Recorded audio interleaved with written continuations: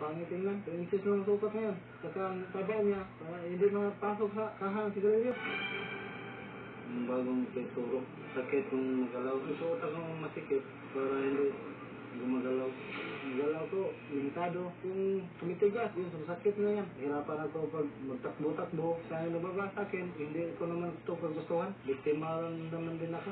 At ang hindi niya inasahan na ang kanyang pagpapalaki ng ari ang siya rin palang makasisira ng kanyang mga relasyon. Sinabi ko sa kanya, naturukan ako doon. Nagalit siya. Wala daw akong utak. Bobo daw ako. Tanga. Oh, masakit ka eh. Parang matugatan yung ari niya dahil laki na daw. Hindi normal. Masakit daw. Hindi niya gusto. Una ko lang namin pagkalit. Tama na, sakit eh. Sinabi niya sa akin, kakaiba sa'yo. Nasasaktan ako.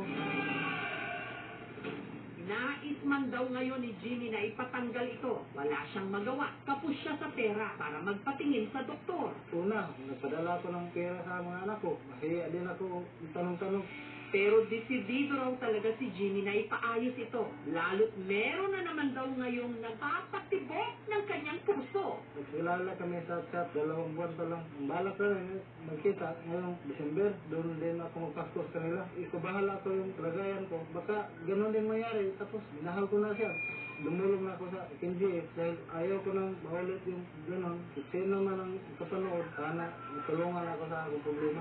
Hinanap namin ang mga babae na di mano'y nakarelasyon ni Jimmy. Ang una niyang kinasama, hindi bukas na pag-usapan ang issue.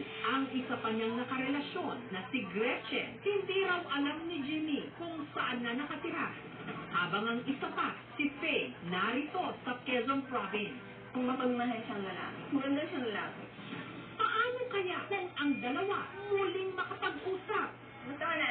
Iniwan mo ko sa Eric. Sinong unang iwan sa Eric? Totoo ba, iniwan mo ako dahil nandun sa ari ko na iba ito.